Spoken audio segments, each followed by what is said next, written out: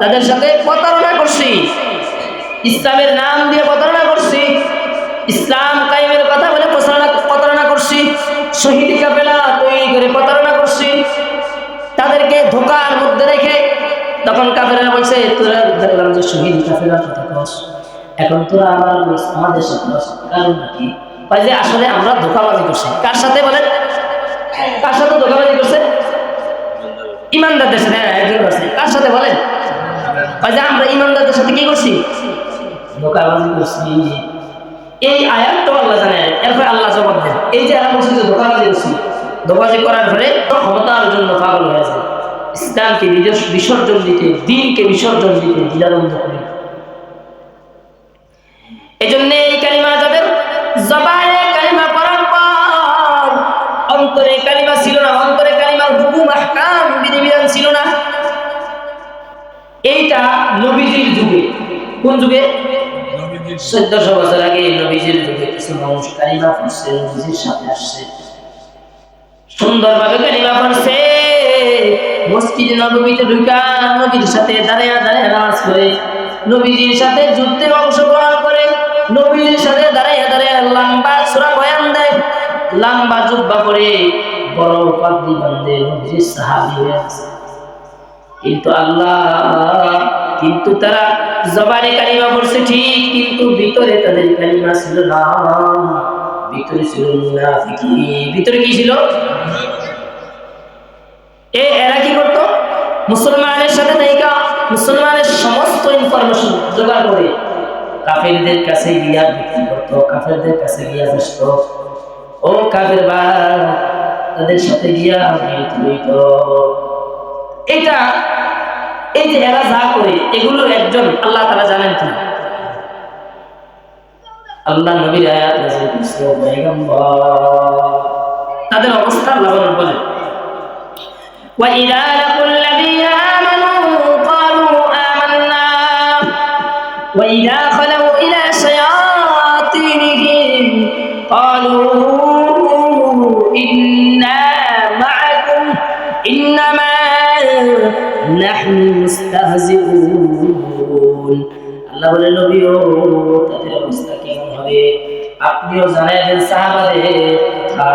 গোটা দুনিয়া কিয়ামত পর্যন্ত যত উম্মতে মুহাম্মদী আসবে, এই মুনাফিক চরিত্রের মানুষদেরকে জানাইয়া দেয় এদের অবস্থা কি। আল্লাহ বলে, ওয়াইদা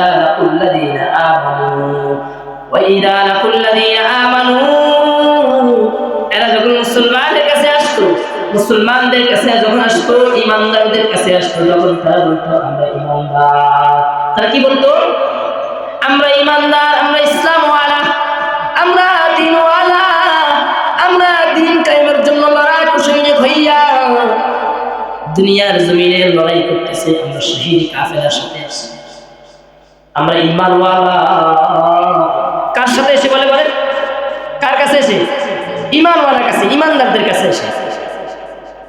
وَإِذَا خَلَوْا إِلَى شَيَاطِينِهِمْ وَإِذَا خَلَوْا إِلَى شَيَاطِينِهِمْ, যখন তারা তাদের শয়তান, অর্থাৎ শয়তান দ্বারা বুঝেছে এখানে তাদের নেতা, গুরু, অর্থাৎ ইহুদি খ্রিস্টান, অর্থাৎ বেঈমানদের কাছে যখন যাইত,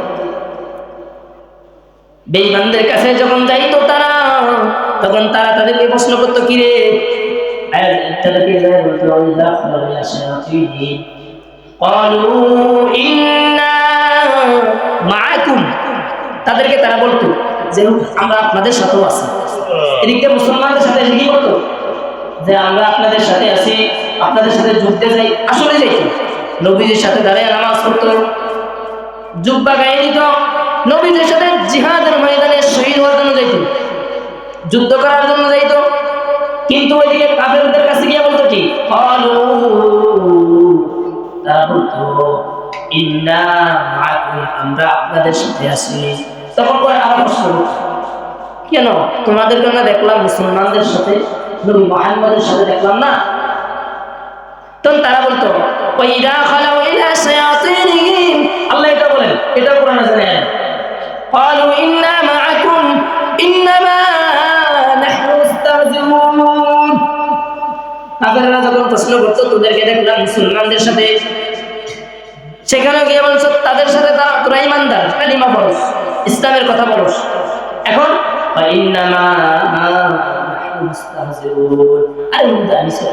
তোদের সাথে ধোঁকাবাজি করছি, বলেন নাউযুবিল্লাহ।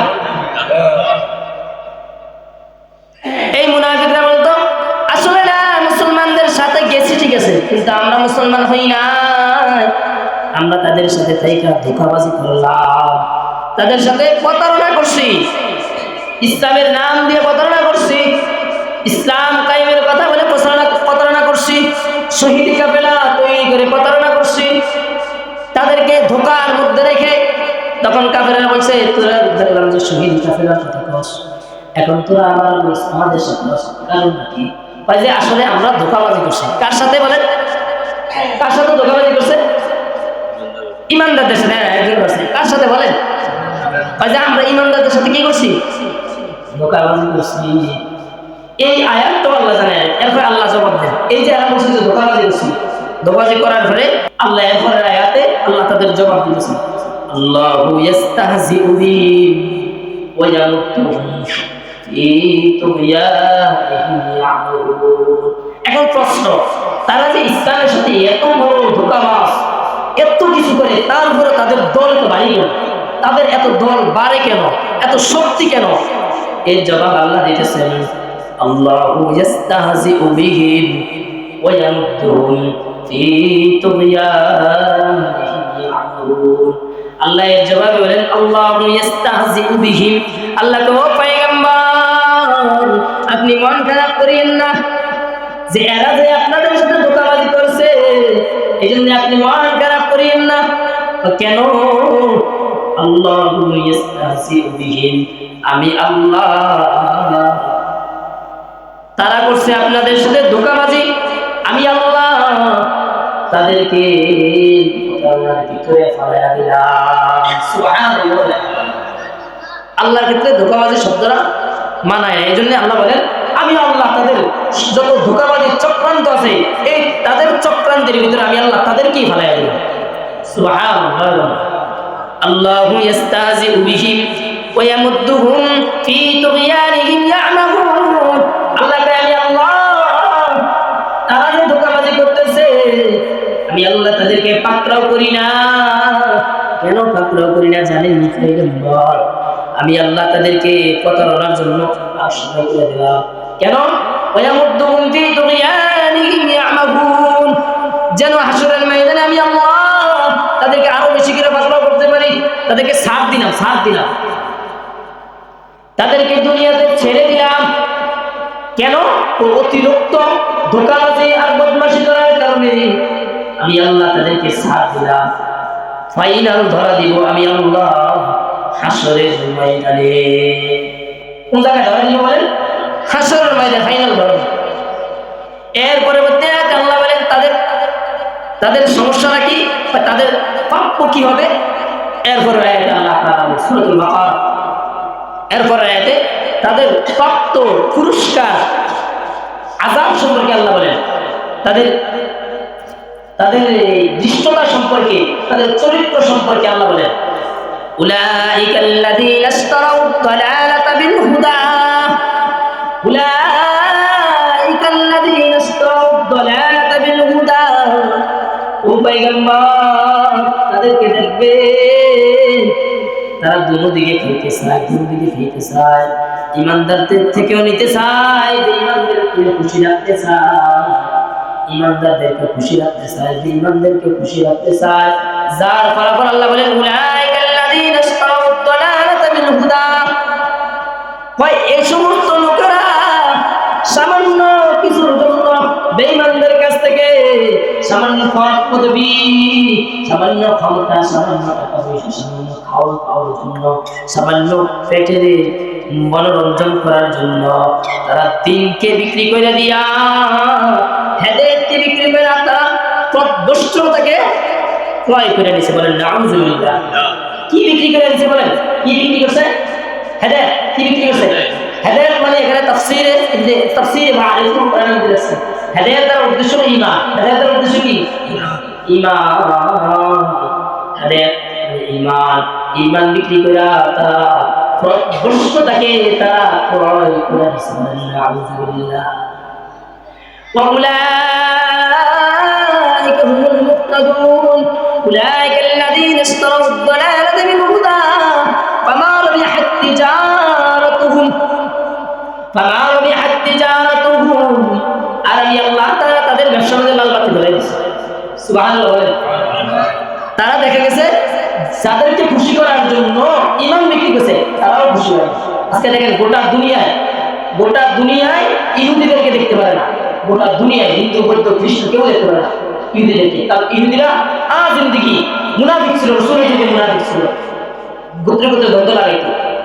এই জন্য এরা সবাই খুশি রাখার চেষ্টা করতো, এই জন্য তাদেরকে কোনো দল দেখতে পারে না। আল্লাহ বলেন ফামা রাবিহাত তিজারাতুহুম, তারা যেটা ব্যবসা করার লাগা ঈমানের দ্বারা ঈমানের বিনিময়ে তারা দুনিয়া কামাইতে চাইছিল, ডলার কামাইতে চাইছিল, দুনিয়ার চাকচিক্য অর্জন করতে চাইছিল। আল্লাহ ফামা রাবিহাত তিজারাতুহুম ওয়া মা কানু মুহতাদিন, আল্লাহকে তাদেরকে হেদায়েত দেই না, উল্টা তাদের যে ব্যবসা করতে চাইছিল ওই ব্যবসাকে আমি দুঃসাহ করেছি।